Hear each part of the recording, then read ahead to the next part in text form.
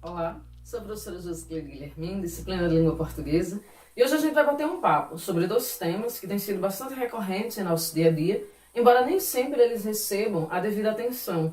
São temas que têm aparecido em questões do IFPE, do SSA, do Exame Nacional do Ensino Médio, que pode aparecer também como temática de redação, porque eles abarcam várias áreas do conhecimento. Hoje a gente vai refletir sobre o preconceito e também sobre a xenofobia. Quando a gente fala da xenofobia, a gente pode pensá-la do ponto de vista da geografia, uma análise histórica, uma análise sociológica. Existem obras literárias que também apresentam a temática, então são dois temas bastante amplos que a gente pode pensar a partir de várias áreas do saber. Hoje a gente vai refletir de maneira bastante breve para que a partir disso você possa prosseguir estudos. Quando a gente fala do preconceito, inicialmente, a gente está falando de alguma coisa antecipada. Quando você encontrar nas palavras da língua portuguesa o prefixo pré, lembre-se que esse prefixo ele geralmente aparece quando a gente faz referência a alguma coisa que acontece antes. Então, por exemplo, paradas pré-carnavalescas. Carnaval passou há alguns meses apenas. Acontecem antes do carnaval. Cursinho pré-vestibular. Acontece antes do vestibular. Da mesma forma, o preconceito ele é um conceito prévio, ou seja, ele é um conceito antecipado antes de efetivamente se fazer uma análise crítica. A xenofobia, por sua vez, ela também é um tipo de preconceito, mas é um tipo de preconceito específico porque denota uma aversão ao estrangeiro.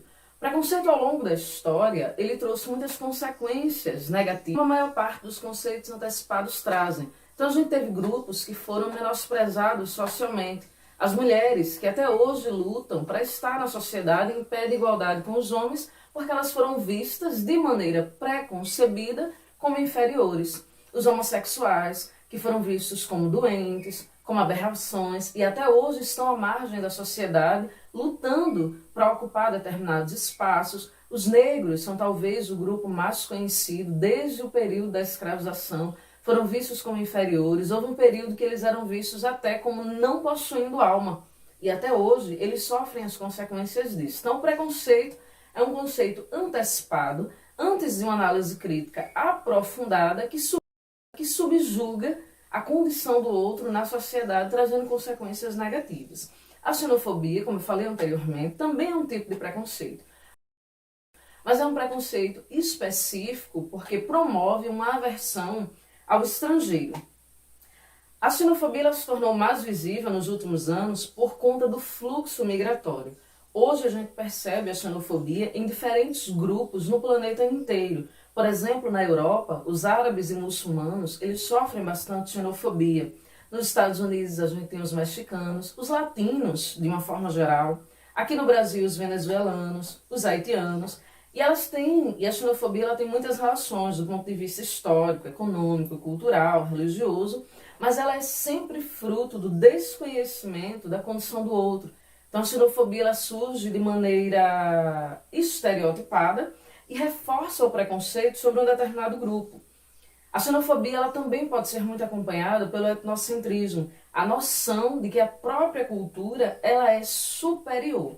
E a gente precisa, em termos de intervenção, a gente precisa de punições. O preconceito e a xenofobia, eles acontecem a partir de uma violência à condição do outro, independente da forma como essa violência se manifesta, seja física, seja verbal, seja psicológica. A gente precisa de políticas públicas de enfrentamento a isso, mas nenhuma punição por si só é capaz de parar um indivíduo preconceituoso, um indivíduo xenófobo. Então, além da punição, a gente precisa dar visibilidade à temática como a gente está fazendo aqui agora. Por exemplo, campanhas nos comerciais da TV, campanhas nas redes sociais para que a gente possa estar abordando grupos distintos. A gente precisa trazer o tema para debate em séries, em novelas, em filmes. A gente precisa trazer o tema para debate dentro da sala de aula, porque como eu falei no comecinho, é um tema que dá para ser abordado nas distintas disciplinas estudadas dentro da sala de aula, para que a partir disso a gente possa evoluir. Uma sociedade melhor é uma sociedade melhor para todo mundo.